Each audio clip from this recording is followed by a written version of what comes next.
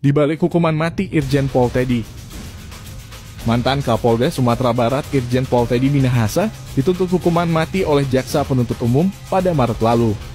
Namun salah satu pengacaranya yaitu Anthony Jono mengungkapkan fakta baru bahwa penetapan tersangka Irjen Teddy itu terdapat kejanggalan yang berujung dugaan bahwa Teddy terkena jebakan. Kami dan Pak Teddy sama sekali tidak terkejut, Pak. Oh, tidak terkejut ya? Kita itu bahkan begitu perkara P21, kita sudah dapat informasi beliau itu akan dituntut mati. Anthony juga mengaku tak terkejut dengan tuntutan mati yang dilayangkan kepada Teddy. Sebab jauh sebelum sidang dimulai, dirinya dan tim sudah mendengar kabar bahwa hanya ada dua opsi untuk Irjen Teddy yang saat itu baru ditangkap, yaitu mengaku atau dihukum mati. Dan benar saja ketika di persidangan dirinya dituntut hukuman mati seperti kabar yang tersiar sebelumnya. Lalu benarkah tuntutan hukuman mati Irjen Teddy adalah pesanan? Anthony selaku pengacara membeberkan beberapa kejanggalan. 1. Penetapan tersangka hanya berdasarkan dua saksi yang juga menjadi terdakwa, yaitu Linda dan AKBP Doni Alexander, mantan Kapolres Bukit Tinggi. 2.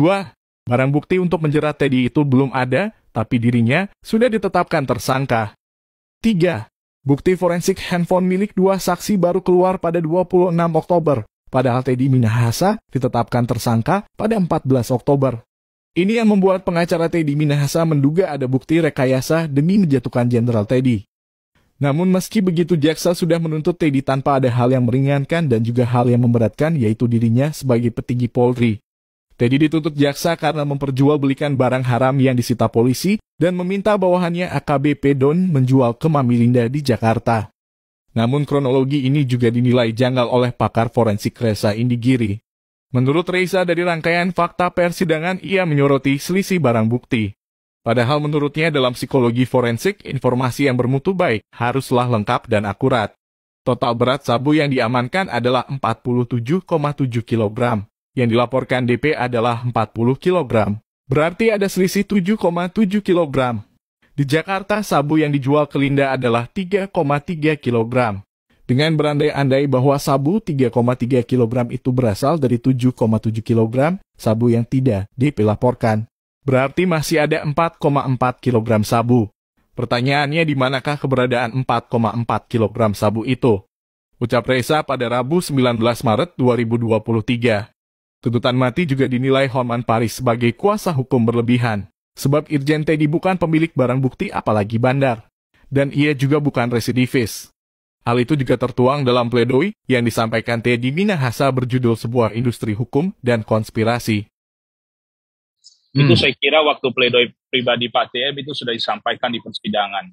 Jadi ada sahabat beliau yang menghadap ke, tidak perlu sebut namanya, tapi salah satu dari tim JPU, sudah disampaikan. Mereka minta supaya beliau itu ngaku, kalau enggak akan dituntut mati. Itu sungguh menyedihkan, Kak, bagaimana kalau pembuktian itu harus bergantung pada pengakuan terdakwa. Padahal alat bukti di KUHP itu sangat banyak, saksi, ahli, surat, dan segala macam. Kenapa harus bergantung pada pengakuan dari terdakwa? Tapi itu kita sudah tahu, jadi kita nggak terkejut sama sekali. Oke. Jangan ada yang ditutup-tutupi. Kalau memang itu adalah untuk menjebak, katakan untuk menjebak. Beliau katakan, saya katakan apa adanya, Pak Anthony, saya akan buka semuanya. Dan selama ini kita berdiskusi ketika pemeriksaan perkara, kami lihat beliau itu jawabannya sangat konsisten. Biasanya kalau orang yang berbohong, hari ini ngomong A, nanti 2 minggu lagi kita tanya, dia tidak akan konsisten lagi jawabannya. Tapi beliau itu dari awal sampai sekarang konsisten, itu adalah penjebakan. Dan ketika saya tanya rinciannya itu, beliau jawabnya sangat detail. Sampai dengan tanggal-tanggalnya beliau ingat semua.